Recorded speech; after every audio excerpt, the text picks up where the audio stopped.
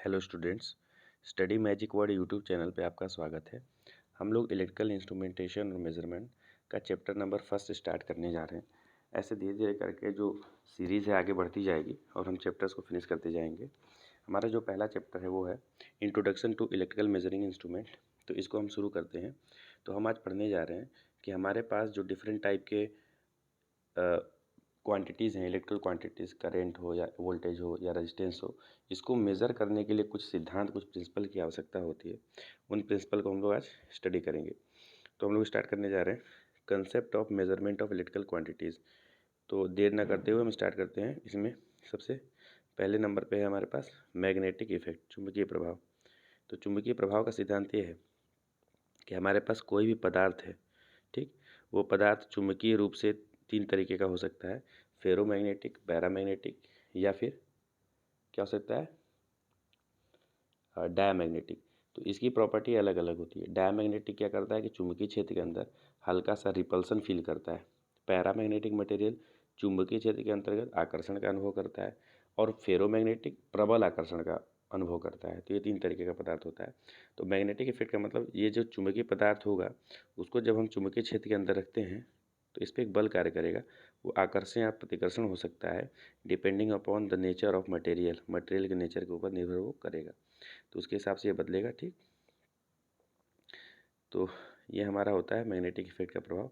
तो इस तरीके से चुंबकीय क्षेत्र में रखकर चुंबकीय प्रभाव से हमें मेज़र कर सकते हैं। अब ये चुंबकीय क्षेत्र में जो मैग्नेटिक इफेक्ट है वो दो प्रकार का होता है। चुंबकीय का आकर्षण बल हो सकता है और चुंबकीय प्रतिकर्षण बल हो सकता है। ये मैंने अभी डिस्कस किया। इसके बाद नेक्स्ट पॉइंट है हमारे पास है इलेक्ट्रोडायनेमिक इफेक्ट। तो इलेक्ट्रोडायनेमिक इफेक्ट क्या है, इसको देखते हैं। विद्युत का गतिकीय प्रभाव। तो विद्युत का गतिकीय प्रभाव ये होता है कि हमारे पास अगर कोई चालक है और इस चालक में करंट बह रहा हो, ठीक है, कोई चालक है, चालक में करंट बह रहा है और इस चालक को अगर हम चुंबकीय क्षेत्र के अंदर रखते हैं, मतलब अगर N ये पोल है और इधर S पोल है और इस तरीके से इसको रखते हैं चुंबकीय क्षेत्र के अंदर, तो चालक पर एक बल कार्य करेगा। वो बल क्या करेगा, इस चालक को घुमाने का प्रयास करेगा, क्लॉकवाइज या एंटी क्लॉकवाइज।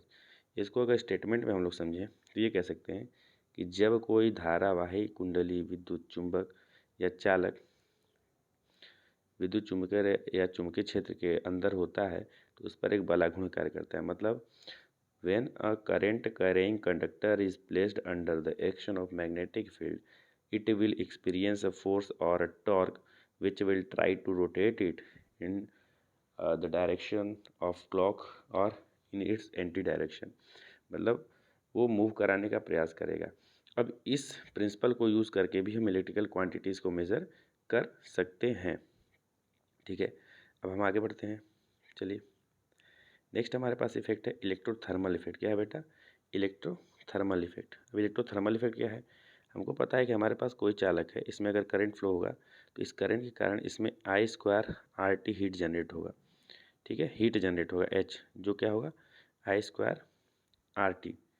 तो I² RT जो हीट है, यही वाला I² RT, तो इसी रिलेशन से हम यूज करेंगे। जो हीट है उस हीट को मेज़र करेंगे और वो हीट जो है करंट के स्क्वायर के समानुपाती रहेगा और उससे हम रिलेशन लगा के मेजरमेंट कर लेते हैं। तो देखो इसमें क्या होगा, इसमें दो अरेंजमेंट हमारे पास होता है। एक हॉट वायर अरेंजमेंट है। क्या है बेटा, हॉट वायर अरेंजमेंट है हमारे पास, ठीक। ये हॉट वायर अरेंजमेंट में क्या होता है बेटा देखिए, हमको पता है कि हमारे पास कोई भी अगर चालक है, कंडक्टर है, तो मेटल का बना होगा, चालक मेटल होता है। अगर इसको हीट देने से इसमें एक्सपेंशन होगा इसके डायमेंशन में, हम लोग उसे बोलते हैं ऊष्मीय प्रसार। कोई भी चालक, कंडक्टर या धातु का टुकड़ा जब ऊष्मा पाता है तो उसके आयाम में वृद्धि होती है, उसकी लंबाई में वृद्धि होती है। वो लंबाई की जो वृद्धि है यानी डेल्टा एल, लंबाई में वृद्धि हमारे धारा के वर्ग के समानुपाती होगा। क्यों धारा के वर्ग के समानुपाती हो रहा है, क्योंकि हमको पता है ना भैया कि जो हीट है वो क्या होता है I² RT है, हमारे पास I² RT है। तो जो H है वो समानुपाती है I² के, H समानुपाती है I² के, ठीक है। और हमारा जो डेल्टा एल है वो समानुपाती है हीट के, मतलब हीट जितना ज़्यादा उतना डेल्टा एल होगा। तो दो ये जो इक्वेशन बन रहा है H समानुपाती I² और डेल्टा एल समानुपाती H, तो यहाँ से हमको मिल जाएगा डेल्टा एल समानुपाती I²। तो हम लंबाई में वृद्धि को चेक करके I² का मान पता कर लेते हैं बेटा। उसके बाद नेक्स्ट कंसेप्ट है हमारा, इसी में ध्यान दीजिएगा, ताप विद्युत वाहक बल व्यवस्था, thermocouple EMF arrangement. Thermo electric EMF arrangement, ये क्या होता है इसको थोड़ा समझिएगा बेटा आप, मैं समझाने का प्रयास करूँगा, इसको ध्यान दीजिएगा। इसमें क्या होता है कि हमारे पास दो अलग अलग धातुएं होती हैं, दो अलग अलग चालक। ये मान लो एक चालक है हमारे पास, ठीक, और हमारे पास दूसरा चालक ये है। इस तरीके से हम इसको ज्वाइंट कर दिए, ये टर्मिनल ए माने, इसको बी माने, इस ज्वाइंट को, इसको रूम टेम्परेचर पर रहने दिए, ठीक, रूम टेम्परेचर पे, और इसको वो टेम्परेचर दिए जो हमारे जैसे जो चालक है जिसमें करंट बह रहा है तो उसमें जो हीटिंग इफेक्ट आ रही है आई स्क्वायर आर टी, इससे इसको जोड़े हुए हैं, तो यहाँ पे हीट कुछ बढ़ेगी, यहाँ पे कम हीट होगी। तो ये देखा गया है कि इसमें टेम्परेचर डिफरेंस जब ए और बीच के बीच में होता है तो इसके सिरे में कुछ वोल्टेज जनरेट होता है। क्या होता है बेटा? कुछ वोल्टेज फील होता है, वोल्टेज जनरेट होता है। ये वोल्टेज ए और बी के बीच के तापांतर के समानुपाती होता है, मतलब जितना ज़्यादा ताप उतना ज़्यादा वोल्टेज होता है। तो इस वोल्टेज को माप कर भी हम बता सकते हैं कि हमारे चालक में कितना करंट फ्लो हो रहा है। ठीक है, एक बार रीड कर लेते हैं क्या लिखा हुआ है बेटा। विभिन्न विद्युत धाराओं के मान के अनुसार ताप बदलता है और ऊष्मा को थर्मोकपल से मापकर संगत विद्युत इकाइयों को बता सकते हैं। ठीक है, समझ में? उसके बाद हमारे पास है विद्युत विद्युत चुम्बकीय प्रेरण सिद्धांत। विद्युत चुम्बकीय प्रेरण प्रभाव, electromagnetic induction principal. Single phase induction motor में यही प्रिंसिपल होता है बेटा। और सिंगल फेज इंडक्शन मोटर में क्या होता है? ये होता है कि हमारे पास जो रोटेटिंग मैग्नेटिक फील्ड होता है हमारे पास, वो रोटेटिंग मैग्नेटिक फील्ड कंडक्टर को जब कट करता है तो कंडक्टर भी इसी डायरेक्शन में क्या करेगा? रोटेट करने लगता है। ठीक है, इसलिए रोटेट करता है क्योंकि इस कंडक्टर में भी ईएमएफ इंड्यूस हो जाता है, और ईएमएफ चाहता है कि जो ईएमएफ इंड्यूस हो रहा है वो ईएमएफ चाहेगा कि हम जिससे बन रहे हैं उसी का अपोज करें। और ये इसमें जो कंडक्टर है इसमें ईएमएफ क्यों बन रहा है? इस रोटेटिंग मैग्नेटिक फील्ड की वजह से।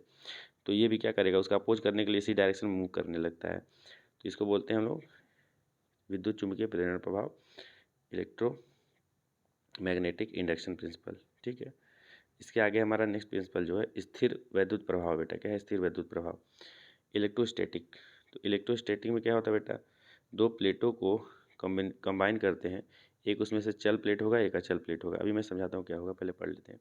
प्लेटों पर विभवांतर लगाने पर प्लेटों पर आवेश एकत्रित होता है, आवेशों के मध्य आकर्षण बल लगता है, आकर्षण बल लगने से बलाघूर्ण लगता है, उस बलाघूर्ण से उपयंत्र को माप लेते हैं। अब देखिए इसको समझिए, समझा रहा हूँ। हमारे पास दो प्लेट होंगे, ठीक, ये प्लेट हमारा फिक्स होगा और ये प्लेट मूवेबल होगा। ठीक, इसके बीच में लगाएंगे इंसुलेटर। क्या लगाएंगे? इंसुलेटर। ये डाइलेक्ट्रिक, ये फिक्स रहेगा, ये मूव नहीं कर सकता, लेकिन ये वाला प्लेट मूव करने के लिए फ्री है। अब इसमें क्या करेंगे, जब हमको इलेक्ट्रिकल क्वांटिटी यहाँ से देंगे तो इलेक्ट्रिकल क्वांटिटी देने से क्या होगा, इसमें अगर प्लस से जुड़े हुए हैं तो इसमें प्लस प्लस प्लस चार्ज आ जाएगा, या माइनस से जुड़े हैं तो माइनस माइनस माइनस चार्ज आएगा। और प्लस और माइनस के बीच में अट्रैक्शन होता है, चूँकि ये फिक्स है तो ये मूव नहीं कर सकता, इसमें एक आकर्षण बल लगेगा इस डायरेक्शन में और ये मूव करके इधर आ जाएगा। और ये आकर्षण बल का मान ज़्यादा होगा कम होगा वो डिपेंड करेगा हमारे अप्लाई किए गए क्वांटिटी पर। तो आकर्षण बल ज़्यादा लगेगा तो मूवमेंट इसका ज़्यादा होगा, ज़्यादा दूर डिस्प्लेसमेंट पे आएगा। कुछ डिस्प्लेसमेंट अगर ज़्यादा है तो हम समझ जाएंगे कि हमारे पास जो क्वांटिटी है वो ज़्यादा है। इस प्रकार से हम मेजरमेंट कर लेते हैं। ठीक है, अभी मैं आपको डायग्राम भी दिखाता हूँ। नीचे देखिए, ये हमारे पास डायग्राम है सिस्टम का। ठीक, तो इसमें देख रहे होंगे कि एक हमारे पास यहाँ स्थिर प्लेट है और यहाँ पे बीच में डाइलेक्ट्रिक मटेरियल है। बेटा डाइलेक्ट्रिक मटेरियल एक तरीके का इंसुलेटर होता है, ठीक, और ऐसा इंसुलेटर होता है जिसे पोलराइज किया जा सकता है। नेक्स्ट लेक्चर्स में हम इसको और डिटेल में पढ़ेंगे, अभी इसको समझिए। ठीक है देखिए हमारे पास एक फिक्स्ड है और ये मूविंग जो है टर्मिनल है। अब अगर हम इसको प्लस माइनस से जोड़ रहे हैं, यहाँ प्लस चार्ज आ जा रहा है और यहाँ माइनस चार्ज आ रहा है, इसके बीच में अट्रैक्शन लगेगा। चूँकि ये फिक्स है तो मूव नहीं कर सकता, ये मूव करेगा आगे जाएगा और ये डिस्प्लेसमेंट डेल्टा एक्स को माप करके हम लोग बता देंगे कि ये क्वांटिटी कितनी है। क्योंकि ये ज़्यादा क्वांटिटी होगी तो अट्रैक्शन बल ज़्यादा लगेगा और ये डेल्टा एक्स का मान ज़्यादा हो जाएगा। चलिए आगे बढ़ते हैं बेटा। अब हम नेक्स्ट टॉपिक पढ़ने जा रहे हैं। हमारे पास जो सूचक उपयंत्र हैं उनकी आधारभूत आवश्यकताएं क्या हैं, कि मेजरिंग जो इंस्ट्रूमेंट होगा उसको कैसे डिजाइन करेंगे, क्या क्या चीज़ों की आवश्यकता हमें पड़ती है, उसको हम लोग स्टडी करने जा रहे हैं। तो चलिए इसको हम अच्छे से आपको समझाने का प्रयास करेंगे। अभी देखिए हम स्टार्ट करते हैं इसको समझने का। चलिए थोड़ा ध्यान दीजिएगा आप। इसको मैं चाह रहा हूँ कि ये टर्न हो जाए, बट कोई बात नहीं, नहीं टर्न हो रहा है, कोई इशू नहीं। चलिए अभी मैं समझाता हूँ आपको ऐसे ही, इसको ध्यान दीजिएगा आप लोग। ठीक है, वेल स्टार्ट करते हैं। चलिए देखिए हमारे पास जो मेजरिंग इंस्ट्रूमेंट है, क्या है, जो मेजरिंग इंस्ट्रूमेंट है उसके लिए सबसे पहले हमको चाहिए एक डिफ्लेक्शन सिस्टम चाहिए, जो कि हमारे पॉइंटर को डिफ्लेक्ट करेगा। दूसरे नंबर पे हमें चाहिए कंट्रोलिंग सिस्टम। क्या चाहिए बेटा? Controlling system. और तीसरे नंबर पे चाहिए हमें डैम्पिंग सिस्टम। क्या चाहिए? Damping system. एक एक करके हम लोग समझ लेते हैं क्या होता है। तो हम अगर देखो, हमारे पास जो होगा एक मेजरिंग इंस्ट्रूमेंट में हमारे पास सबसे पहले देखेंगे कि स्केल होगा। देखोगे घरों में जो वोल्टेज होता है, वोल्टेज को मापने के लिए वोल्ट मीटर अमीटर होता है, उसमें ऐसा स्केल होता है इस तरीके से, एक पॉइंटर लगा रहेगा और ये पॉइंटर मूव करता है। यहाँ 0 लिखा है, मान लो यहाँ 50 लिखा है या 100 लिखा है, तो वोल्ट की बात बता रहे हैं। तो जितना वोल्टेज होगा ये मूव करता है पॉइंटर।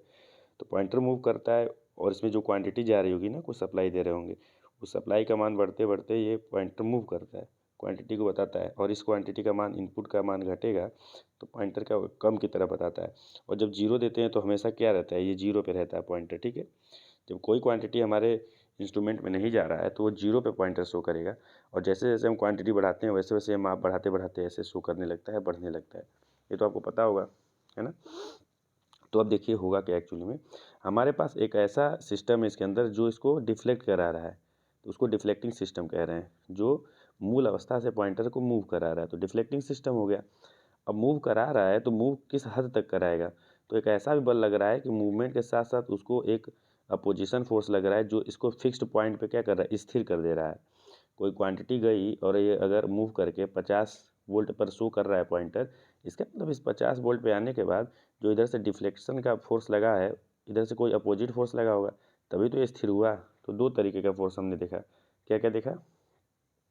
एक देखा हमने कि जो पॉइंटर को डिफ्लेक्ट कर रहा है, दूसरा फोर्स देखा हमने कि जो पॉइंटर को कंट्रोल कर रहा है।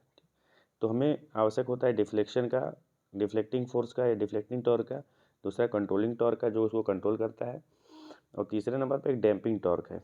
डैम्पिंग, ये बहुत मज़ेदार चीज़ है, मैं बताता हूँ आपको, समझा रहा हूँ, समझिएगा। देखिए, हमारे पास जो मेजरिंग इंस्ट्रूमेंट है और ये पॉइंटर है, अचानक से इसमें रीडिंग हम दे दिए, कुछ भी सप्लाई दे दिए, तो ऐसा होगा कि ये पॉइंटर होता क्या है कि रीडिंग देते समय आएगा, ऐसे मूव करेगा, यहाँ पे आने के बाद ऐसा नहीं कि तुरंत यहाँ पे आकर तुरंत रीडिंग देगा। आप ध्यान दीजिएगा, कभी घरों में स्टेबलाइजर है, वोल्टेज अप डाउन होता है, तो ये ऑक्सीलेट करता है, कुछ देर तक ऐसे घूमता रहता है, यहाँ पे रीडिंग नहीं देता है। अब ये बहुत ज़्यादा देर तक घूमता रहेगा तो हमको रीडिंग लेने में दिक्कत होगी कि नहीं होगी? हम रीडिंग नहीं ले पाएंगे, हमको वेट करना पड़ेगा। तो हमको ऐसा सिस्टम लगाना है कि जो इसका ऑसिलेशन हो रहा है, जो मूवमेंट है, जो वाइब्रेशन है हमारे पॉइंटर का, वो जल्दी से जल्दी समाप्त हो जाए। तो हम एक ऐसा सिस्टम इसमें लगाएंगे जिससे हमारे पॉइंटर का जो ऑसिलेशन है वो रिड्यूस हो जाएगा, ख़त्म हो जाएगा। तो ऑसिलेशन को रिड्यूस करने के लिए हम अपने मेजरिंग इंस्ट्रूमेंट में जो सिस्टम लगाते हैं बेटा, उसे बोलते हैं डैम्पिंग सिस्टम। तो 3 सिस्टम देखा हमने। डिफ्लेक्टिंग सिस्टम देखा, जो कि पॉइंटर को डिफ्लेक्ट करा रहा है, और ये डिफ्लेक्टिंग सिस्टम जो होगा हमारे इनपुट से डिपेंड करेगा, जिसको मेजर करना है, जिस क्वांटिटी को मेजर करना है उसके कारण हमारा जो है डिफ्लेक्शन क्रिएट होगा। डिफ्लेक्शन के बाद हम कंट्रोलिंग प्रोवाइड कराएंगे, कंट्रोलिंग जो कि डिफ्लेक्शन के अपोजिट में लगेगा। वो कंट्रोलिंग किस तरीके से होगा, ध्यान दीजिए। तो जो पॉइंटर होता है इसमें डिफरेंट डिफरेंट मेथड से इलेक्ट्रोडायनेमिक इफेक्ट हो या फिर इंडक्शन इफेक्ट हो, उसके कारण हमारा डिफ्लेक्शन आएगा। कंट्रोलिंग कैसे प्रोवाइड होगा, तो हम एक यहाँ पे स्प्रिंग अरेंजमेंट ऐसे लगाए रहते हैं, इस पॉइंटर से कनेक्ट करके ऐसे स्प्रिंग लगाए रहते हैं, और इस स्प्रिंग में होता है तनाव, टेंशन टी। क्या होता है? टेंशन टी होता है, तनाव होता है। अब ये तनाव होता है तो इसको टाइट करके रखा रहता है। तो जब इधर डिफ्लेक्शन होगा और इस पॉइंटर से अटैच है पॉइंट, ध्यान दीजिएगा, और जब इधर ये मूव करेगा, ऐसे आ जाएगा ऐसे, तो ये स्प्रिंग भी तो तन जाएगा ना, और तनने के साथ साथ इधर वाला फोर्स भी बढ़ जाएगा। तो डिफ्लेक्शन बढ़ने के साथ साथ ये वाला कंट्रोलिंग फोर्स भी बढ़ता जाता है। उसके बाद डैम्पिंग की बात हम लोग अभी आगे करेंगे, ठीक है। फिलहाल इसको समझ लीजिए। आई होप कि इतना समझ में आपको आया होगा, ठीक है। अभी और हम लोग देखते हैं, रुकिए 2 मिनट।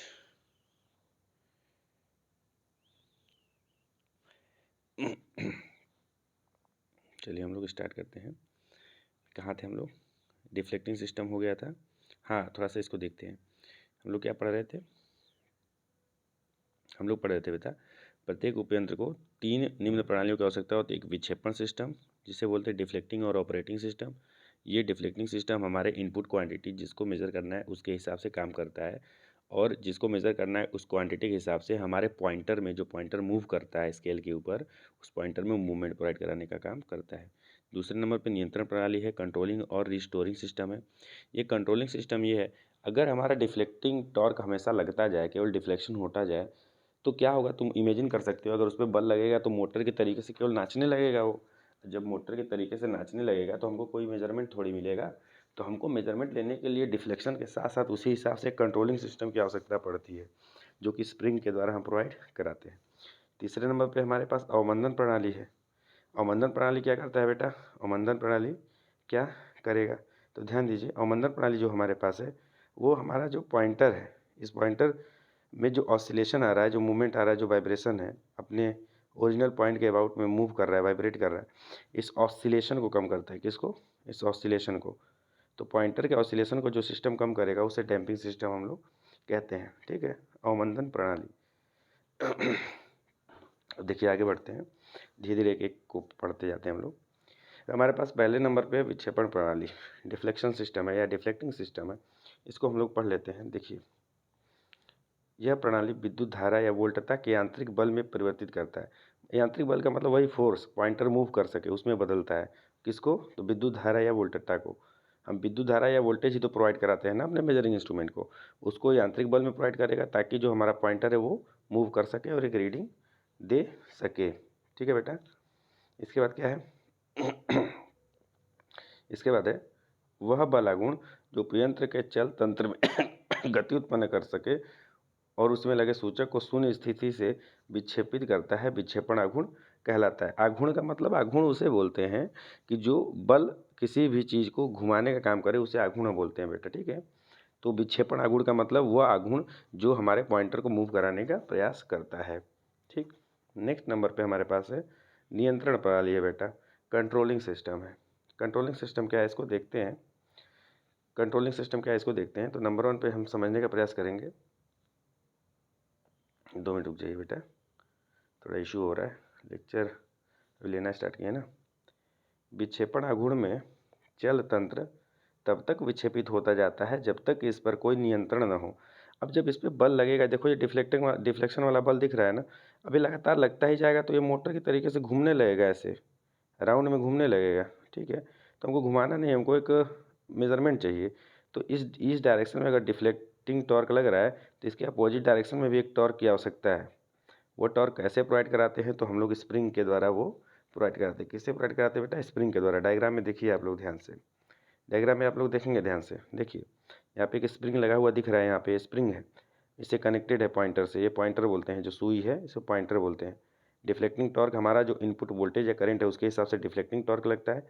कंट्रोलिंग टॉर्क हमारा स्प्रिंग से लगा होता है, क्योंकि स्प्रिंग से कनेक्शन कुछ ऐसे किए रहते हैं। देखो ऐसे ऐसे करके यहाँ से टाइट कर देते हैं। तो जैसे ये इधर घूमता है तो स्प्रिंग के साथ ये भी तनाव बढ़ता है घूमने के साथ साथ, और तनाव बढ़ेगा तो डिफ्लेक्शन इधर लग रहा है तो कंट्रोलिंग इधर लग जाता है और हमारा पॉइंटर एक रीडिंग दे देता है। ठीक है बेटा, पॉइंटर एक रीडिंग दे देता है।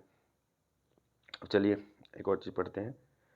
वह बलागुण जो विक्षेपण बलागुण के विपरीत वह बराबर कार्य करता है, नियंत्रण बलागुण या कंट्रोलिंग टॉर्क कहलाता है। उम्मीद करता हूँ आपको समझ में आया होगा बेटा। ठीक है, आगे बढ़ते हैं हम लोग। अब देखिए, नियंत्रण बलागुण को उत्पन्न करने के लिए निम्नलिखित 2 प्रणालियाँ उपयोग की जाती हैं। किस प्रणाली से हम नियंत्रण बलागुण उत्पन्न करेंगे? डिफ्लेक्टिंग सिस्टम को तो हम इनपुट वोल्टेज जिसको मापना है, जिस वोल्टेज या करंट को, उसके हिसाब से हम उत्पन्न कर सकते हैं। लेकिन जो हमारे पास कंट्रोलिंग सिस्टम या कंट्रोलिंग टॉर्क है, नियंत्रण बलागुण जिसे बोल रहे हैं, उसे उत्पन्न करने के लिए हमारे पास बेसिकली 2 प्रिंसिपल्स होते हैं बेटा। उसको हम लोग देखते हैं। तो नंबर 1 पे हमारे पास है, नंबर 1 पे हमारे पास स्प्रिंग कंट्रोल है। स्प्रिंग को हिंदी में बोलते हैं बेटा कमानी। कमानी क्या बोलते हैं बेटा? कमानी। तो स्प्रिंग ही अगर जानो तो अच्छा है, कमानी बहुत मतलब इंग्लिश या हिंदी वाला लोचा ना करना, समझने का प्रयास केवल करना। देखो स्प्रिंग सिस्टम का मैंने कनेक्शन बता दिया कि जो पॉइंटर है उसमें कुछ इस तरीके से स्प्रिंग को हम लोग कनेक्ट कर देते हैं और टाइट कर देते हैं। यहाँ पे ओह सॉरी, इशू आ जा रहा है। देखिए जो स्प्रिंग है, तो हमारे पास पॉइंटर ये है, तो स्प्रिंग का कनेक्शन ऐसे करते हैं हम। तो जो ये ऐसे मूव करेगा पॉइंटर तो इसके साथ स्प्रिंग तनता जाता है और एक कंट्रोलिंग टॉर्क हमको प्रोवाइड कराता है, और वो कंट्रोलिंग टॉर्क हमारे डिफ्लेक्टिंग टॉर्क के अपोजिट होता है। ठीक, अब हम देखते हैं स्प्रिंग किसका बना होगा, किस मटेरियल का। उस मटेरियल का चूज़ करते हैं जिसमें तनाव ज़्यादा हो। तो हमारा एक मटेरियल होता है फॉस्फर ब्रॉन्ज या फास्फोरस ब्रांज मटेरियल इसका स्प्रिंग बना होता है। क्वेश्चन 1 नंबर में आता है, जेईई में पूछा गया है। तो फॉस्फर ब्रांज का हमारा स्प्रिंग बनता है। स्प्रिंग का एक सिरा स्थिर होता है और दूसरा चल होता है। स्थिर और चल का मतलब ये हुआ, बेटा अगर इस तरीके से ज्वाइंट कर रहे हैं तो ये वाला स्थिर हो गया सिरा, ये सिरा स्थिर हो गया, फिक्स कर दिए, और ये वाला सिरा मूव करता है पॉइंटर के साथ। पॉइंटर अगर यहाँ आएगा तो ये इससे कनेक्टेड है तो ये इधर आ जाएगा। समझ रहे हो ना। अब देखिए नेक्स्ट पॉइंट हम लोग देखते हैं। नेक्स्ट पॉइंट हम लोग देखते हैं, देखिएगा नेक्स्ट पॉइंट देखते हैं। डिफ्लेक्टिंग टॉर्क के कारण संकेतक विक्षेपित होता है और स्प्रिंग में तनाव पैदा होता है। तनाव एक कंट्रोलिंग टॉर्क प्रदान करता है जो संकेतक को घूमने से रोकता है। मतलब हमारा जो पॉइंटर है वो घूम रहा है तो इसको घूमने से रोकता है कौन, कंट्रोलिंग टॉर्क। ठीक है, अब देखिए ध्यान से सुनिएगा मेरी बात को। जहाँ कंट्रोलिंग टॉर्क डिफ्लेक्टिंग टॉर्क के बराबर होगा वहाँ संकेतक स्थिर अवस्था में आ जाएगी। मतलब जहाँ पे कंट्रोलिंग टॉर्क यानी टीसी बराबर टीडी हो जाएगा, यानी डिफ्लेक्टिंग टॉर्क। टीसी मतलब कंट्रोलिंग टॉर्क, टीडी मतलब डिफ्लेक्टिंग टॉर्क। वहीं पे हमारी सुई आके रुक जाती है और एक रीडिंग दे देती है। ठीक, अब देखिए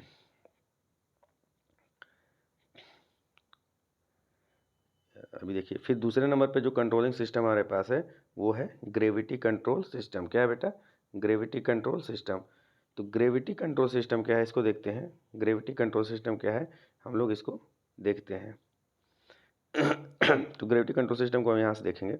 इसमें ग्रेविटी नाम सुनने में आ रहा है आपको, तो ग्रेविटी नाम से ही समझ में आ रहा होगा कि पृथ्वी की ग्रेविटेशनल एनर्जी को हम लोग यूज कर रहे हैं। तो इसमें हमारा जो ये पॉइंटर लगा हुआ है, देखो यही है पॉइंटर। इस पॉइंटर से दो भार लगे होते हैं, एक इस तरीके से ऊर्ध्वाधर नीचे की तरफ लगा होता है जिसको बोलते हैं नियंत्रक भार, और एक इसके 90 अंश कोण पे लगा होता है इसे बोलते हैं संतुलन भार। इसको इस तरीके से लगाते हैं कि नॉर्मल कंडीशन में जो पॉइंटर है वो 0 शो करे। अब क्या होगा, जैसे जैसे हमारे पास इधर से डिफ्लेक्शन आएगा तो डिफ्लेक्शन के साथ साथ क्या होगा, ये पॉइंटर इधर घूमने का प्रयास करेगा।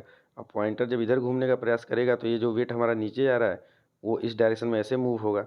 जब ऐसे मूव होगा तो वेट अभी भी हमारा ऐसे ही काम करेगा, इस अवस्था में भी ऐसे ही काम करेगा। और जब वेट ऐसे काम करेगा बेटा, तो वेट ऐसे काम करने के बाद वेट का एक पोर्शन डब्लू साइन थीटा इस डायरेक्शन में लगेगा, और क्या करेगा, पॉइंटर को इस डायरेक्शन में लाने का प्रयास करेगा। मतलब देखो ध्यान देना, इधर खींचेगा। ध्यान देना मैं क्या समझा रहा हूँ, रुको मैं समझाता हूँ आपको, ध्यान से सुनिएगा। देखिएगा, देखिए ये क्या है, नियंत्रण भार, ये है संतुलक भार। जब डिफ्लेक्शन होगा तो पॉइंटर इधर मूव करेगा। मान लो पॉइंटर इधर आ गया, जब पॉइंटर इधर आएगा तो इसके साथ साथ ये जो लगा हुआ है नियंत्रक भार वो भी मूव हो जाएगा, ऐसे आ जाएगा। नई स्थिति ये हो जाएगी और संतुलन भार की नई स्थिति यहाँ पे हो जाएगी। अब देखिए जब इधर आएगा तो इधर एक वेट तो नीचे ही लगेगा क्योंकि ये ग्रेविटी से वर्क करता है। वेट जब इधर लगेगा तो ध्यान दीजिए, जब ये टेढ़ा हो चुका है, वेट ऐसे लग रहा है, तो इसका एक भाग ऐसे होगा, लगेगा कि नहीं लगेगा, इस वेट का एक भाग। तो जो ये भाग ऐसे लगेगा वो इस वेट को इधर लाने का प्रयास करेगा, इधर लाने का प्रयास करेगा, यानी इधर घुमाने का प्रयास करेगा। इधर घुमाने का प्रयास करेगा मतलब इधर आके देखें तो इधर अपोजिट डायरेक्शन में, मतलब डिफ्लेक्शन के अपोजिट डायरेक्शन में काम कर रहा है, यानी एक कंट्रोलिंग टॉर्क हमको प्रोवाइड करा देता है। उसे ही हम यहाँ दिखा रहे हैं बेटा कि जो टीसी है यानी जो कंट्रोलिंग टॉर्क है वो डब्लू साइन थीटा के बराबर होता है। चलिए आगे बढ़ते हैं हम लोग। लेकिन नई स्थिति को यहाँ से दिखाया गया है, नई स्थिति को यहाँ से दिखाया गया है। तो नई स्थिति को आप लोग समझिए, ध्यान दीजिएगा, नई स्थिति को समझने का प्रयास करेंगे आप लोग तो समझ में आएगा। देखिए ये हमारे पास जो नई स्थिति है इसमें दिखा रहा है, पॉइंटर पहले यहाँ पे था फिर यहाँ पे हो गया, और पॉइंटर जब यहाँ पे आया तो नई स्थिति जो वेट की है ये हो गई, ये और ये हो गई। अब इस वेट में क्या हो रहा है, वेट तो नीचे ही लगेगा, नीचे लगने के साथ साथ एक पोर्शन इधर काम करता है, एक इधर काम करता है। तो हमें इधर वाले से कोई मतलब नहीं है, हमको देखना है डब्लू साइन थीटा। तो डब्लू जो साइन थीटा है बेटा वही क्या करेगा, घुमाने का प्रयास करेगा। देखो ये डायरेक्शन है डब्लू साइन थीटा का, और ये इधर घुमाने का प्रयास कर रहा है, इधर घुमाने का प्रयास कर रहा है। और आगे बढ़ोगे तो ये इधर डायरेक्शन आ गया, और हमारा डिफ्लेक्टिंग टॉर्क तो इधर ही लगेगा पॉइंटर पे, और इसके अपोजिट में लग गया नहीं ये कंट्रोलिंग टॉर्क। तो यही मैं समझाने का प्रयास अभी कर रहा था आपको। अब हम पढ़ते हैं अवमंदन प्रणाली को। बेटा क्या पढ़ेंगे, अवमंदन प्रणाली को। तो अवमंदन प्रणाली हमारे पास जो है डैम्पिंग सिस्टम वो क्या है, देखिए डिफ्लेक्टिंग टॉर्क व कंट्रोलिंग टॉर्क पॉइंटर पर लगते हैं और पॉइंटर में दोलन पैदा हो जाता है। इस दोलन को शीघ्रतम रोकने के लिए डैम्पिंग सिस्टम लगाते हैं। तो मैंने बताया ना कि जो पॉइंटर होता है उसमें डिफ्लेक्टिंग टॉर्क और कंट्रोलिंग टॉर्क के कारण वो तुरंत रीडिंग नहीं दे पाता है। वो अपने पोजीशन जो फिक्स पोजीशन है उसके आसपास ऐसे वाइब्रेट करता है, ऑसिलेशन करता है। उस ऑसिलेशन को हटाने के लिए हम डैम्पिंग सिस्टम का प्रयोग करते हैं। अब डैम्पिंग सिस्टम हम देखते हैं कितने प्रकार का हो सकता है। हम देखते हैं डैम्पिंग सिस्टम हमारे पास कितने प्रकार का हो सकता है। तो डैम्पिंग सिस्टम की बात करें तो डैम्पिंग सिस्टम बेसिकली 3 प्रकार का होता है। एयर फ्रिक्शन डैम्पिंग होता है हमारे पास, फ्लूइड फ्रिक्शन डैम्पिंग होता है, फिर उसके बाद ईडी करंट डैम्पिंग होता है। अंग्रेजी में देख लीजिए, इंग्लिश में देख लीजिए। एयर फ्रिक्शन डैम्पिंग है, फिर हमारे पास फ्लूइड फ्रिक्शन है। फ्लूइड फ्रिक्शन का मतलब द्रव घर्षण अवमंदन बोलते हैं। उसके बाद हमारे पास ईडी करंट डैम्पिंग होता है। एक एक करके इसको हम लोग समझते हैं धीरे धीरे, ठीक है। चलिए देखिए, सबसे पहले हम लोग पढ़ते हैं एयर फ्रिक्शन डैम्पिंग को। क्या पढ़ते हैं बेटा? एयर फ्रिक्शन डैम्पिंग को पढ़ लेते हैं पहले, देखते हैं क्या होता है ये। ध्यान दीजिए, एयर फ्रिक्शन, जैसा कि एयर फ्रिक्शन नाम है। अब देखिएगा, मैं डायग्राम से समझाने का प्रयास करूंगा, डायग्राम से आपको अच्छे से समझ में आएगा। रुकिए 2 मिनट, देखिए हाँ, इस डायग्राम को यहाँ पे लाते हैं। अब इसको आपको इससे मैं समझाता हूँ, ध्यान दीजिएगा आप लोग बिल्कुल। यहाँ पे आपको स्केल दिख रहा है, ये हमारा पॉइंटर है, ठीक। पॉइंटर में हमारे पास डिफ्लेक्शन सिस्टम भी लगेगा, कंट्रोलिंग सिस्टम भी लगेगा, मेन डैम्पिंग सिस्टम पढ़ रहे हैं। मतलब किसी प्रकार से इसका जो ऑसिलेशन है, घूमने वाला जो नेचर है, ऐसे वाइब्रेट करने का नेचर है, जो ऑसिलेट करने का नेचर है, उसको ख़त्म करना है बेटा। उसको क्या करना है? ख़त्म करना है। उसको ख़त्म करने के लिए देखिए हम लोग क्या करते हैं बेटा, हम लोग इस पॉइंटर को इस तरीके से एक सिलेंडर में लगा देते हैं। इस सिलेंडर में क्या भरा है? हवा। और ये क्या है? पिस्टन। पिस्टन भरा हुआ हवा है इसमें, और ये एक पिस्टन है। तो ध्यान दीजिए, अगर हमारे पास कोई सिलेंडर हो, उसमें एक पिस्टन लगा हो बेटा, पिस्टन लगा हो ऐसे, ये पिस्टन लगा है, और इसको अगर आगे पीछे मूव कराएं तो जो इस सिलेंडर के अंदर एयर है, ये कोई रेजिस्टेंस ऑफर करेगा ना बेटा, रेजिस्टेंस ऑफर करेगा ना। मतलब पिस्टन का जो मूवमेंट है इसको अपोज करेगा जो एयर है। अगर नीचे खींचेंगे तो भी नीचे वाला एयर इसको धक्का देगा कि भैया मत आओ नीचे, और अंदर करेंगे तो अंदर का जो एयर है वो भी पुश करेगा कि भैया अंदर मत आओ। मतलब एयर क्या कर रहा है कि इस पिस्टन के मूवमेंट को अपोज करेगा। इसी इसी क्वालिटी का हम लोग यूज करेंगे अभी, देखिए इसी प्रॉपर्टी को यूज करने जा रहे हैं। तो देखो, ये पॉइंटर है, पॉइंटर के एक सिरे को इस सिलेंडर में जोड़े हुए हैं बेटा, सिलेंडर में जोड़े हुए हैं। यहाँ पिस्टन अरेंजमेंट आपको दिख रहा है। अब क्या होगा, ये जब पॉइंटर डिफ्लेक्शन और कंट्रोल डिफ्लेक्टिंग टॉर्क और कंट्रोलिंग टॉर्क के कारण कोई रीडिंग दे रहा होगा और वहाँ पे ऑसिलेट करने का प्रयास करेगा, तो चूंकि ये पॉइंटर इससे लगा हुआ है सिलेंडर के पिस्टन से, ठीक है, शाफ्ट से लगा हुआ है और पिस्टन से कनेक्टेड है, तो ये पिस्टन भी इस पॉइंटर के मूवमेंट के साथ आगे पीछे ऐसे मूव होगा, आगे पीछे मूव होगा। और पिस्टन सिलेंडर के अंदर है एयर, और एयर से मिलेगा फ्रिक्शन, और एयर फ्रिक्शन उस मूवमेंट को रोकेगा। तो इस प्रकार से हमारा जो वाइब्रेशन है वो बहुत ही जल्दी समाप्त हो जाता है, ठीक है। तो इस प्रकार के सिस्टम को हम लोग बोलते हैं एयर फ्रिक्शन डैम्पिंग। ये जो चैम्बर है इसको बोलते हैं एयर चैम्बर, इसको पिस्टन बोलते हैं। और ये जो डंडी निकली है इसको सैफ्ट बोलते हैं बेटा। क्या बोलते हैं? सैफ्ट। सैफ्ट मतलब डंडी ही होता है, ठीक है। और पिस्टन का मतलब ये जो प्रेशर लगा रहा है। आई थिंक समझ में आया होगा। मैं थोड़ा जल्दी बताने का प्रयास कर रहा हूँ क्योंकि कम समय में आपका हो जाए, ठीक है। अब इसको थोड़ा सा पढ़ लेते हैं हम लोग। वायु कक्ष में उपस्थित वायु एवं पिस्टन में घर्षण होता है और इसके परिणाम स्वरूप अवमंदन बल लगता है।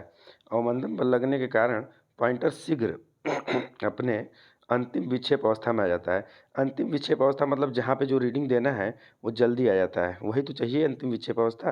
तो उस पर जल्दी आ जाता है और हमें समय का कम वेट करना पड़ता है। अब नेक्स्ट हमारे पास है द्रव घर्षण अवमंदन।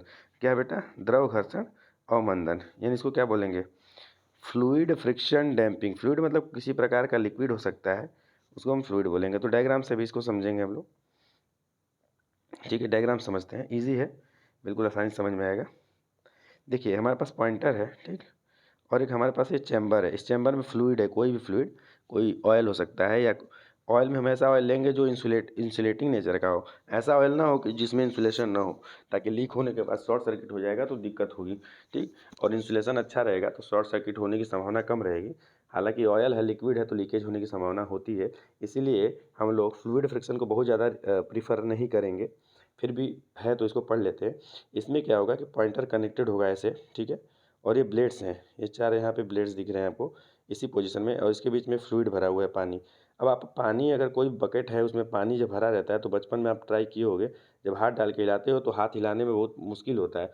मतलब पानी के अंदर हाथ हिलाने पर हाथ के मूवमेंट को अपोज करता है वाटर जो बकेट का होता है। सेम वही सिद्धांत हम यहाँ यूज करते हैं फ्लूइड फ्रिक्शन डैम्पिंग में। हमारे पास जो यहाँ चैम्बर है बेटा, जो भी चैम्बर है यहाँ पे, इस चैम्बर में फ्लूइड भरा है, फ्लूइड में ये हाथ का काम करेगा जो ब्लेड है। अब इससे हम पॉइंटर कनेक्ट किए हैं। पॉइंटर जब डिफ्लेक्टिंग टॉर्क के अंतर्गत आके यहाँ पे मूव करेगा तो डिफ्लेक्टिंग टॉर्क इधर लगेगा, फिर कंट्रोलिंग टॉर्क यहाँ लगेगा। अब यहाँ पे ये थोड़ा सा ऑसिलेट करेगा ऐसे ऑसिलेशन, इस ऑसिलेशन के साथ ये ब्लेड भी ऑसिलेट करता है। और ब्लेड के आसपास क्या है, फ्लूइड है। फ्लूइड है तो फ्लूइड को जब फोर्स करता है ये ब्लेड, तो फ्लूइड को फोर्स करने के साथ साथ क्या करेगा, ये अपोज करेगा, इस ऑसिलेशन को क्या करेगा, अपोज करेगा। इस तरीके से हमको क्या मिल जाता है बेटा, डैम्पिंग मिल जाता है बेटा। इसको डैम्पिंग बोलते हैं, अवमंदन बोलते हैं। डैम्पिंग का मतलब हमारे मेजरिंग इंस्ट्रूमेंट का में जो पॉइंटर है, उस पॉइंटर के ऑसिलेशन को ख़त्म करना या समाप्त करना या जल्दी से समाप्त कर देना, ठीक है, वही वो उसी को बोलते हैं हम लोग अवमंदन। देखिए, जल तंत्र यानी मूविंग कंपोनेंट में या मूविंग एलिमेंट में दोलन होने के परिणाम स्वरूप वेन भी तेल के अंदर दोलन करता है। ये वेन है बेटा, ये जो ब्लेड जैसा दिख रहा है ना, इसको वेन बोलते हैं।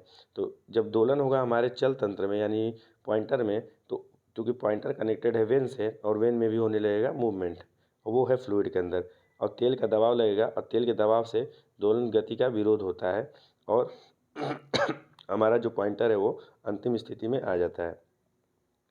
अब देखिए, यह वायु घर्षण अवमंदन से अधिक प्रभावी है। जाहिर सी बात है, आपको समझ में आ रहा होगा कि वायु का जो अपोजिशन फोर्स है वो कम होता है, क्योंकि हवा में अपना हाथ अच्छे से हिला पा रहे हैं आसानी से, लेकिन वही हाथ अगर फ्लूइड या पानी में चला जाता है तो अच्छे से मूव नहीं करा पाते हैं। तो पानी में लगने वाला जो फ्रिक्शन बल है, जो अवमंदन बल है, वो ज़्यादा होगा। हालांकि प्रभावी होता है फ्लूइड फ्रिक्शन, लेकिन हम लोग अपने मेजरिंग इंस्ट्रूमेंट में फ्लूइड फ्रिक्शन प्रीफर नहीं करते हैं, क्योंकि फ्लूइड फ्रिक्शन से क्या होगा कि हमारे मेजरिंग इंस्ट्रूमेंट में लीकेज हो सकता है, सेफ्टी से रिलेटेड इशू आ सकता है बेटा, ठीक है। इसको पढ़ते हैं। द्रव को ऊर्ध्वाधर रखना पड़ेगा, अन्यथा द्रव लीक करेगा। इस कारण से इस प्रकार का अवमंदन बहुत कम उपयोग में लाया जाता है, जो मैंने अभी बताया आपको। चलिए, नेक्स्ट नंबर पे हमारे पास है भंवर धारा अवमंदन, ईडी करंट डैम्पिंग। थोड़ा इंपॉर्टेंट आ जाता है बेटा, समझने वाला टॉपिक है ये, इसको थोड़ा समझना होगा आपको। मैं समझाऊंगा, ध्यान से सुनिएगा आप कि ये क्या होता है एडी करंट डैम्पिंग। इसको डायग्राम से मैं समझाने का बिल्कुल प्रयास कर रहा हूँ, ध्यान से देखिएगा आप, दिमाग एकदम कंसंट्रेट कर लीजिए बेटा, दिमाग में कोई हलचल नहीं होनी चाहिए, है ना। चलिए स्टार्ट करते हैं। तो इसमें क्या होता है कि इसमें जो हमारा ये मूविंग कंपोनेंट है बेटा, ठीक है। मूविंग कंपोनेंट का मतलब यहाँ से ऐसे पॉइंटर लगा होगा, कोई ऐसे कनेक्टेड होगा, और इस पॉइंटर से इस तरीके से एक क्या है, मेटल का डिस्क जो है कनेक्टेड है, डिस्क है कोई भी, ठीक। और ये डिस्क क्या है, ये डिस्क चुंबक चुंबक के प्रभाव में, ये चुंबक है एक तरीके का, ठीक है। एक चुंबक है इस शेप का, यू शेप का चुंबक है। इसका नॉर्थ पोल ये है, साउथ पोल ये है, नॉर्थ पोल ये है, साउथ पोल ये है। इसका मतलब जो नॉर्थ पोल है वहाँ से एन और साउथ पोल है वहाँ से एस। अब इसके अंदर लगा हुआ है हमारा डिस्क, ये डिस्क लगा हुआ है। अच्छा, अब जब ये पॉइंटर यहाँ से देखो, ये पॉइंटर ऐसे लगा होगा, अब मूव डिफ्लेक्शन के साथ ऐसे मूव करेगा, यहाँ आएगा तो डिफ्लेक्शन के साथ यहाँ मूव करेगा। इसका पोजीशन में लगेगा कंट्रोलिंग टॉर्क, क्या लगेगा, टी सी, यहाँ से लगेगा टी डी। यहाँ पे आके क्या करेगा, ये मूव करने का प्रयास करेगा, यहाँ पे आएगा तो फिर यहाँ वाइब्रेट करेगा, ऑसिलेट करेगा, तो ये डिस्क भी जो है ऑसिलेट करने लगेगा इस चुंबकीय क्षेत्र के अंदर। तो अब एक चीज़ मैं बता रहा हूँ, इसको ध्यान सुनिए। अगर हमारे पास कोई एन पोल है और यहाँ पे एस पोल है, इसके अंदर अगर कोई चालक हमारा मूव करता है तो क्या होगा, तो चालक के मूव करने से चुंबकीय क्षेत्र में जब कोई चालक मूव करता है तो उसके अंदर ईडी करंट बनता है। ईडी करंट भंवर धाराएं, भंवर धाराएं बनती है, और वो भंवर धाराएं उसका अपोज करती है जिससे वो बनती हैं। तो ये भंवर धाराएं किससे बन रही हैं, क्योंकि चुंबकीय क्षेत्र के अंदर ये चालक मूव कर रहा है। सेम वही प्रिंसिपल देखिए यहाँ भी है, ध्यान से देखिएगा। ये चुंबकीय क्षेत्र है, इसके अंदर ये डिस्क लगा है, और चूँकि ये डिस्क पॉइंटर से कनेक्टेड है तो पॉइंटर का मूव होने से, ऑसिलेट होने से ये डिस्क भी ऑसिलेट होता है, ऑसिलेट होगा चुंबकीय क्षेत्र के अंदर, इसमें भी भंवर धाराएं ऐसे ऐसे बनेंगी। और ये भंवर धाराएं अपोज करती हैं किसकी, जिससे वो बनती हैं, लेंज लॉ से। लेंज लॉ क्या कहता है कि जिससे वोल्टेज बनेगा या धाराएं बनेंगी उसी का अपोज करेंगी। और ये किसके कारण बन रहा है, तो इस मूवमेंट के कारण बन रहा है। तो इस मूवमेंट का अपोज ये करती हैं भंवर धाराएं। तो इस तरीके से ये काम करता है। इसको डिस्कस हम करेंगे, कोई टॉपिक कोई पॉइंट नहीं आता है तो फिर इसको अलग से मैं लेके डिस्कस करूँगा। हालांकि मेरा टारगेट है कि मैं कंप्लीट कराऊँ ये चैप्टर जल्दी से, 1 घंटे में तो कंप्लीट हो ही जाए। चलिए इसको रीड करते हैं। यह विद्युत चुम्बकीय प्रेरण के सिद्धांत पर कार्य करता है। एल्युमिनियम या तांबे के चकती को, जो डिस्क है ना एल्युमिनियम या तांबे का बना होगा और चुंबकीय क्षेत्र में रखा होगा, ठीक है। जब चल तंत्र को चकती से जुड़ा है, चल तंत्र मैंने बताया ना, जो ये मूविंग है, ये ऐसे चल तंत्र मतलब ये पॉइंटर से जुड़ा होता है जो चकती है, ठीक, यही मैं कह रहा था, और दोलन करता है, तब चकती में विद्युत वाहक बल प्रेरित होती है और भंवर धाराएं उत्पन्न हो जाती हैं, ठीक है। और प्रेरित धारा लेंज के नियम के अनुसार सॉरी बेटा, प्रेरित धारा लेंज के नियम के अनुसार अपने उत्पन्न होने वाले कारण अर्थात दोलनों का विरोध करती है और चकती शीघ्रतम रुक जाती है। तो बेटा इसको बोलते हैं हम लोग एडी करंट डैम्पिंग। तो इस तरीके से क्वेश्चन आ जाए कि हमारे मेजरिंग इंस्ट्रूमेंट में कितने प्रकार के सिस्टम लगे होते हैं या किस तरीके से ऑपरेट करता है, तो आप बता देना बेटा। एक डिफ्लेक्टिंग सिस्टम होता है, कंट्रोलिंग सिस्टम होता है और एक डैम्पिंग सिस्टम होता है। इसको आप लोग डिस्क्राइब कर दीजिएगा। मैं नोट्स एक्चुअली अपलोड कर दूंगा टेलीग्राम चैनल पे, ठीक है। चैनल का नाम भी हमारा क्या है, चैनल का नाम तो आपको पता ही हो गया होगा, स्टडी मैजिक वर्ड नाम से आप सर्च करोगे टेलीग्राम पे तो आपको मिल जाएगा। चलिए अब हम लोग type of electrical measuring instrument पढ़ते हैं। Type of electrical measuring instrument, तो ये क्या होता है, इसमें सबसे नंबर 1 पे इंडिकेटिंग इंस्ट्रूमेंट है। इंडिकेटिंग का मतलब कि वह इंस्ट्रूमेंट जो इलेक्ट्रिकल क्वांटिटी के मान को प्रदर्शित करे, सूचित करे, मतलब जिस क्षण पे मेजर कर रहे हो उसी क्षण के मान को केवल बताए। ये ना बताए कुछ समय पहले कितना हुआ था, ये ना बताए कुछ समय बाद क्या होगा, वो उस समय बताए जिस समय हम मेजर कर रहे हैं। जैसे उदाहरण के लिए मैं उदाहरण से आपको समझाने का प्रयास करूंगा बेटा। उदाहरण से मैं आपको समझाता हूँ, समझ में आएगा। हमारे पास उदाहरण है अमीटर और वोल्ट मीटर। अमीटर है, गैल्वेनोमीटर है, वोल्ट मीटर है। तो अमीटर क्या बताता है, अमीटर जिस समय हम मापते हैं उस समय हमारे सर्किट में जो धारा है उसके मान को बताता है। मतलब इंडिकेटिंग इंस्ट्रूमेंट वह इंस्ट्रूमेंट है जो हमारे सर्किट में उस समय विद्युत क्वांटिटीज़ के मान को बताए, यानी करंट हो या चाहे वोल्टेज हो उसके मान को बता दे, चाहे रेजिस्टेंस के मान को बता दे। तो इस तरीके के इक्विपमेंट को हम बोलते हैं इंडिकेटिंग इंस्ट्रूमेंट, कि जिस क्षण माप रहे हैं उसी क्षण विद्युत धारा के मान को वो बता रहा है, ठीक है। अब हमारे पास नेक्स्ट नंबर पे आता है अभिलेखी उपयंत्र। क्या आता है बेटा, अभिलेखी या रिकॉर्डिंग इंस्ट्रूमेंट। तो रिकॉर्डिंग में मतलब रिकॉर्ड करेगा। रिकॉर्ड का मतलब अब ये उस क्षण की बात नहीं करेगा, अब वो पास्ट में जो चीज़ें मेजर की जा रही हैं उसको इकट्ठा करेगा और इकट्ठा करके बताएगा। और क्या इकट्ठा करके बेटा बताएगा, देखिएगा क्या इकट्ठा कर रहा है। यह एक ऐसा उपयंत्र होता है जो निश्चित समय के लिए वैद्युत राशि का मान एक ग्राफ कागज पर अंकित करते रहते हैं। एग्जाम्पल के लिए हार्ट बीट प्लॉटर। तो हार्ट बीट प्लॉटर हमारे पास जो होगा रिकॉर्डिंग इंस्ट्रूमेंट है, रिकॉर्ड कर रहा है, मतलब पीछे से जो चीज़ें हैं, जो मान परिवर्तित हो रहा है उसको रिकॉर्ड करेगा। हार्ट बीट प्लॉटर का मतलब ये होगा कि जो पेशेंट होता है, हॉस्पिटल में एडमिट होता है, तो उसके हार्ट बीट की जो एक्टिविटी है, डायस्टोलिक प्रेशर या सिस्टोलिक प्रेशर, जो भी एक्शन चल रहा होता है, उस एक्शन को हम एक ग्राफ पे देख सकते हैं। डॉक्टर उसको रिकॉर्ड करता रहता है ताकि होने वाले मूवमेंट को देख सके कि पास्ट में क्या पैटर्न था, अब क्या पैटर्न है, कुछ सुधार आया कि नहीं आया। तो इस तरीके का जो भी इक्विपमेंट होगा हमारे पास हार्ट बीट प्लॉटर है, उसे रिकॉर्डिंग इंस्ट्रूमेंट हम लोग बोलते हैं। क्या बोलते हैं, रिकॉर्डिंग इंस्ट्रूमेंट। मतलब वो उस क्षण के मान को भी बताए और पिछले जो क्वांटिटीज़ में परिवर्तन है उसको भी एक प्रदर्शित करे, उसका डेटा रखे, एक लेखा रखे, ठीक। नेक्स्ट इक्विपमेंट हमारे पास आता है समाकलन उपयंत्र। क्या आता है बेटा, समाकलन उपयंत्र, इंटीग्रेटिंग इंस्ट्रूमेंट। अब ये क्या कहता है, ऐसे उपयंत्र जो किसी निश्चित समय तक की संपूर्ण वैद्युत धारा के मान को बताए, समाकलन उपयंत्र कहलाता है। एनर्जी मीटर जैसे हो गया, वो एनर्जी मीटर क्या करता है, घरों में जो एनर्जी मीटर हमारे लगा रहता है वो एक महीने के अंदर जितनी भी क्वांटिटी है उस क्वांटिटी के मान को बता देता है। एनर्जी मीटर, ये ध्यान देना बेटा, ये जो हमारे पास रिकॉर्डिंग इंस्ट्रूमेंट है और इंटीग्रेटिंग इंस्ट्रूमेंट है, इसके बीच में अंतर है। इंटीग्रेटिंग इंस्ट्रूमेंट जो होता है वह एक निश्चित समय में कितनी खपत हुई है विद्युत ऊर्जा के मान को बता देगा, कि हाँ, कि मतलब एक महीने के अंदर कितनी ऊर्जा की खपत हुई है। वो यह नहीं बताएगा कि किस दिन कितनी ऊर्जा की खपत हुई है, वो उस समय के अंदर जितनी होगी उसका जोड़ के बता देता है। लेकिन जो हमारा रिकॉर्डिंग इंस्ट्रूमेंट है वो हर एक क्षण पे जो मान है हमारे पास, उस मान का एक लेखा जोखा रखता है, कि हम ये बता सकते हैं पास्ट में जाके किस दिन, किस क्षण, किस सेकेंड हार्ट बीट का क्या पैटर्न था। लेकिन समाकलन में ऐसा नहीं कर सकते। समाकलन में एक निश्चित समय में जितनी विद्युत धारा है, विद्युत ऊर्जा का मान जो भी यूज हो रहा है उसके टोटल मान को ये बताएगा। उदाहरण एनर्जी मीटर है। एनर्जी मीटर क्या करता है कि जितने समय के लिए एनर्जी हम उससे कंज्यूम करते हैं उसका टोटल मान वो बता देता है। वो ये नहीं बता पाता है कि किस दिन हम कितनी ऊर्जा का मान खपत कर रहे हैं। ठीक है बेटा, समझ में आ रहा है आपको। आगे बढ़ते हैं तो देखिए, तो यहाँ से देख लेते हैं हमारे पास वैद्युत मापक उपयंत्र जो होते हैं, बेसिकली हम कैटेगराइज करते हैं दो भागों में। एक प्राथमिक या निरपेक्ष इक्विपमेंट होता है, एक होता है सेकेंडरी इक्विपमेंट। जो प्राथमिक है वो कैलिब्रेटेड नहीं होता है, मतलब ये केवल सेंस करता है, ये इलेक्ट्रिकल क्वांटिटीज़ को सेंस करेगा, ये बताएगा नहीं कि कितना है। और द्वितीयक जो होता है वो किसी क्वांटिटी को, यानी करंट हो या वोल्टेज हो या पावर हो, उसको मापित करने के लिए ये बना होता है। और जो प्राथमिक होता है वो केवल विद्युत को सेंस करने के लिए बना होता है, ठीक है। तो बेसिकली जो द्वितीयक उपयंत्र है वही हम देखते हैं, वही हम लोग पढ़ते हैं। तो द्वितीयक उपयंत्र में हमारे पास इंडिकेटिंग आ गया, अभिलेखी आ गया और इंटीग्रेटिंग आ गया। इंडिकेटिंग में हमारा उदाहरण था अमीटर, वोल्ट मीटर, जो कि किसी भी विद्युत मान को, उसके क्षणिक मान को बताए जिस क्षण हम मेजर कर रहे हैं, जैसे अमीटर, वोल्ट मीटर, ओम मीटर। यह विद्युत क्वांटिटीज़ को, उस मान को बताता है जो जिस क्षण उसको मेजर करते हैं। अभिलेखी उपयंत्र क्या करता है, यह पिछले पास्ट के मान को भी रिकॉर्ड करते हुए चलता है और ये भी बताता है कि अभी कितना है।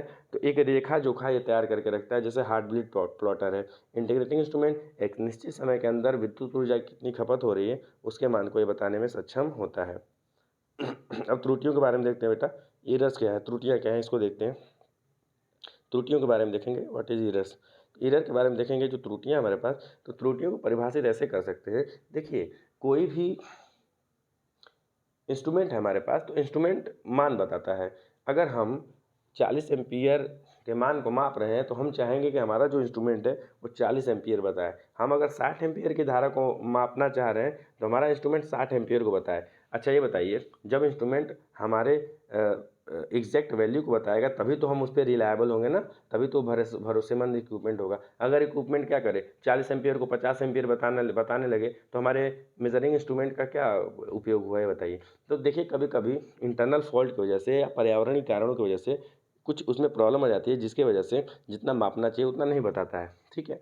तो एक ट्रू वैल्यू हो गई जो मापना चाहिए, और एक एररफुल वैल्यू हो गई जिसमें एरर आती है। तो ट्रू वैल्यू और मेजर्ड वैल्यू, ट्रू वैल्यू का मतलब बेटा, ट्रू वैल्यू का मतलब जो कि हकीकत मान है, और मेजर्ड वैल्यू का मतलब कि जो हमारा इक्विपमेंट है, इक्विपमेंट में जब फॉल्ट आया तो फॉल्ट के बाद जो मेज़र कर रहा है तो इसके बीच का जो अंतर होगा उसी को बोलेंगे क्या, एरर।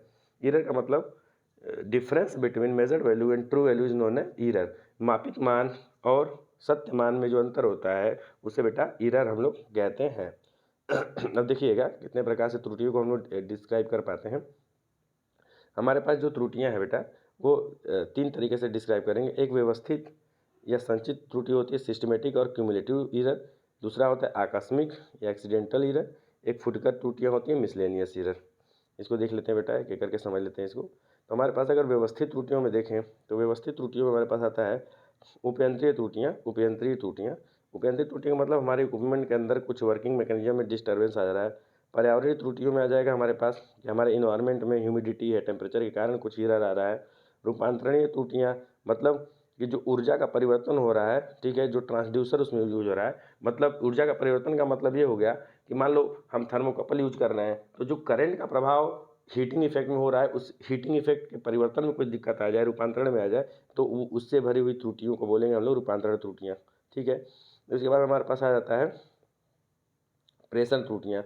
मतलब जो इनपुट हम सिग्नल दे रहे हैं, जो उसको मापना है, वो मापने को देने में ही, मतलब भेजते समय ही हमारे ट्रांसमिशन वाले सिस्टम में, भेजने वाले सिस्टम में कुछ एरर है, तो उससे आने वाली त्रुटियों को प्रेषण त्रुटियाँ बोलते हैं। भारण त्रुटियाँ का मतलब कि जो लोड हम कनेक्ट किए हैं अपने सर्किट में, उस लोड के अंदर भी कुछ इंडक्टेंस या कैपेसिटेंस होता है, तो उसके वजह से भी मेजरमेंट में कुछ त्रुटियाँ आ जाती हैं, ठीक है। अब देखिए हम आगे देख लेते हैं, फिर हम देखते हैं आकस्मिक या रैंडम एरर्स को देखते हैं बेटा। आकस्मिक या रैंडम एरर्स को हम लोग देखते हैं।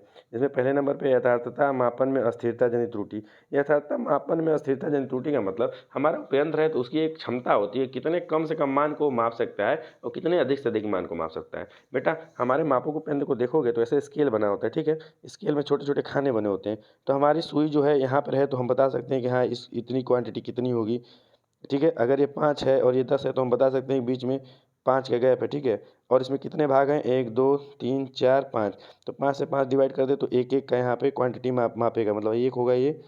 अगर इसको एक कहते हैं, अगर ये 5 है तो ये 6 हो जाएगा, 7 8 9 और ये 10।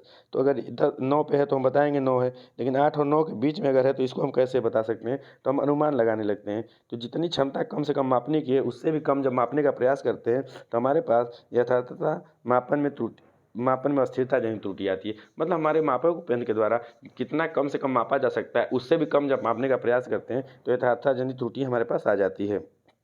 अब हमारे पास नेक्स्ट नंबर पे है बेटा, देखिएगा मापन प्रणाली में दोष जनित त्रुटि। मापन प्रणाली मतलब मेजरिंग इंस्ट्रूमेंट में कुछ ऐसी प्रॉब्लम आ गई हो जिसके कारण हमारी त्रुटियाँ आ रही हैं बेटा। अब नेक्स्ट देखिए हमारे पास है परिमापों में अनियमित परिवर्तन जनित त्रुटि। परिमापों में अनियमित परिवर्तन का मतलब ये हो गया कि हमारे पास जो वायर यूज हो रहा है, जो वाइंडिंग में अंदर इक्विपमेंट के अंदर, उसमें कुछ दिक्कत आ जा रही है, तो उसकी वजह से जो त्रुटियाँ आ रही हैं उसको बोलेंगे, ठीक है। अब मिसलेनियस फुटकट त्रुटियाँ मतलब जिसके बारे में हम पता ना कर पाएँ, वो आ ही जाती हैं किसी भी तरीके से, उसको बोलेंगे मिसलेनियस त्रुटियाँ। उसमें एक व्यक्तिगत त्रुटि आती है, ठीक है। मिसलेनियस में व्यक्तिगत त्रुटि आती है। इसमें सबसे इंपॉर्टेंट एक त्रुटि है पैरालेक्स एरर। क्या आता है पैरालेक्स एरर?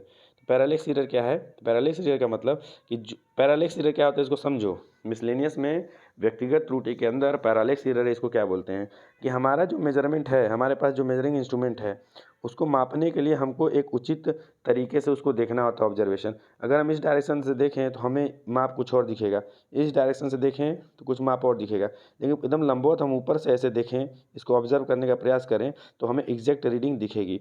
तो हम अगर मापने आँख की जो दृष्टि है मापक उपयंत्र से कुछ तिरछी रखते हैं तो मापन में कुछ त्रुटि आती है, उसे पैरालेक्स एरर बोलते हैं। क्या बोलते हैं बेटा?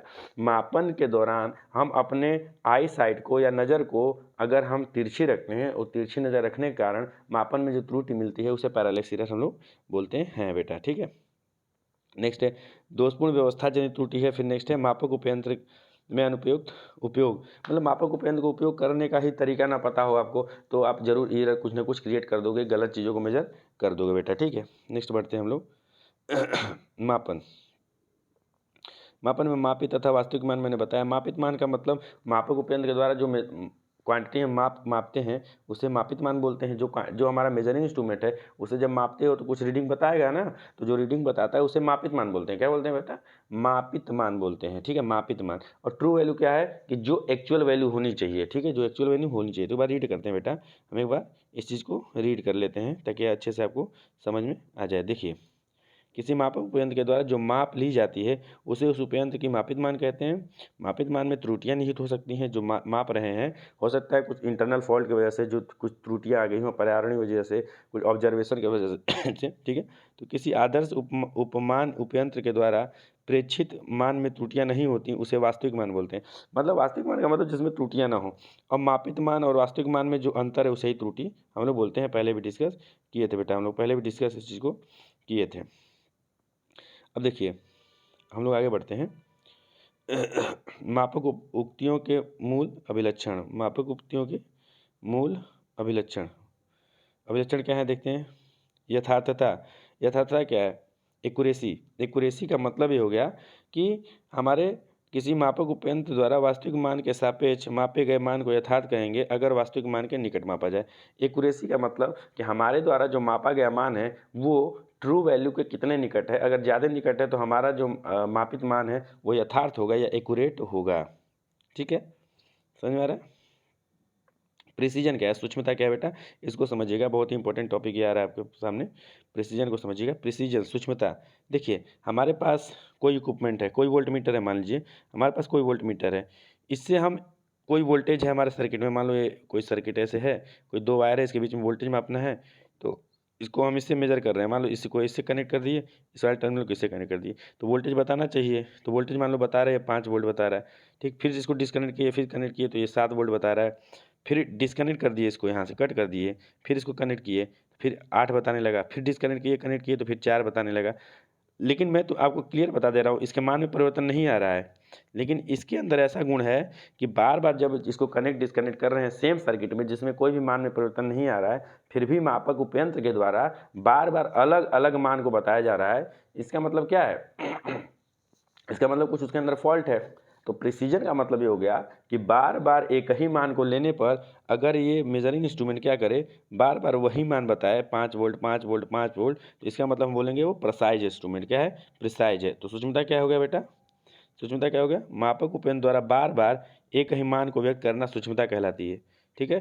कि मापक उपयंत्र के द्वारा हम एक ही सर्किट में माप रहे हैं, एक बार माप रहे हैं, 2 बार 4 बार 10 बार, तो बार बार वही चीज़ वो बताए, जो बता रहा है वही बताए, तो हम उस उपयंत्र को बोलेंगे कि वो क्या है? प्रिसाइज है। तो प्रिसीजन मापक उपयंत्र का वह गुण है जिसके द्वारा एक ही मान को बार बार लेने पर वो अपने मान में कोई परिवर्तन शो नहीं करता है। अब नेक्स्ट हमारे पास पॉइंट है देहली, थ्रेशोल्ड।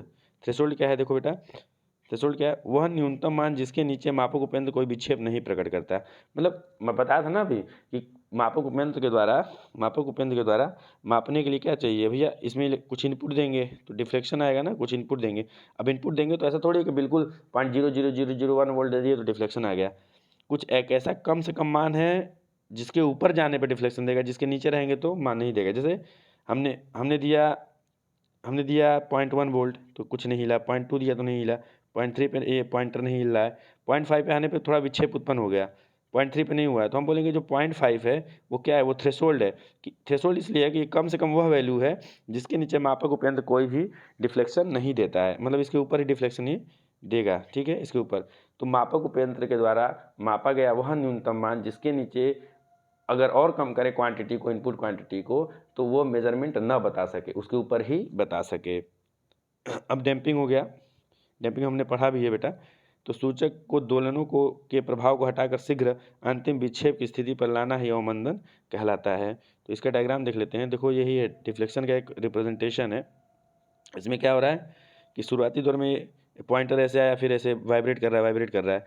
अब जब हम डैम्पिंग लगा दिए, डैम्पिंग लगाने पर ऐसे आ गया ना, देखो इतना जो ये जो पोर्शन था ये कैंसिल आउट हो गया। एयर फ्रिक्शन डैम्पिंग हो गया, फ्लूइड फ्रिक्शन डैम्पिंग हो गया, एडी करंट डैम्पिंग हो गया। उसके द्वारा लगाने पे क्या हो गया, हमारा अंतिम मान पे आ गया जल्दी से। अब अंश शोधन क्या है, कैलिब्रेशन क्या है, इसको समझो। मैं कैलिब्रेशन दिख नहीं रहा होगा, मैं समझा दे रहा हूँ आपको, सुनिएगा अंश शोधन क्या है। अंश शोधन की प्रक्रिया क्या है, मेरी बातों को सुनिएगा। देखिए, हमारे मापक उपयंत्र को जब हम बार बार प्रयोग में लाते हैं तो बार बार प्रयोग में लाने के कारण उसके अंदर विभिन्न कारणों से, किन्हीं कारणों से ईरर उत्पन्न हो जाता है। मतलब वो जो मापना चाहिए वो माप नहीं पाता है। तो हमको क्या आवश्यकता पड़ती है, किसी भी आदर्श उपकरण से, एक आइडियल इक्विपमेंट से, एक एब्सोल्यूट इंस्ट्रूमेंट से उसकी तुलना करें, और तुलना करके हमारे जो उपयंत्र में त्रुटियाँ आ गई उस त्रुटियों को दूर करें। तो बेटा यही प्रक्रिया क्या कहलाती है, यही प्रक्रिया अंश शोधन कहलाती है। फिर से सुन लीजिए, किसी त्रुटिपूर्ण उपयंत्र की त्रुटि को मानक उपयंत्र से तुलना करके दूर करने की प्रक्रिया ही अंश शोधन कहलाती है बेटा। ठीक है, क्लियर हो गया ना। अब देखते हैं, ये त्रुटियों के बारे में ही बेटा डिस्कस है। ठीक है, जो भी हमने डिस्कस किया है वही है ना। बस, तो आज का लेक्चर यहीं समाप्त करते हैं।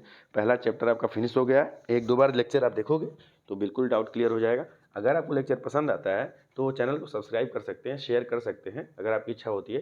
नहीं तो कोई आवश्यकता नहीं है, आप पढ़ाई करिए, ध्यान दीजिए अगर अच्छा लग रहा है तो। और कोई सजेशन हो तो ज़रूर कमेंट करिए। कोई लेक्चर चाहिए, कोई पॉइंट नहीं समझ में आया तो उसको कमेंट करिए। और हाँ, ये आपके सेमेस्टर एग्जाम के लिए सफिशियंट होगा। इसको आप बिल्कुल, डायग्राम जो बनाया मैंने नोट्स है, मैं उसको टेलीग्राम चैनल पर डाल दूँगा। तो बेटा बहुत बहुत धन्यवाद।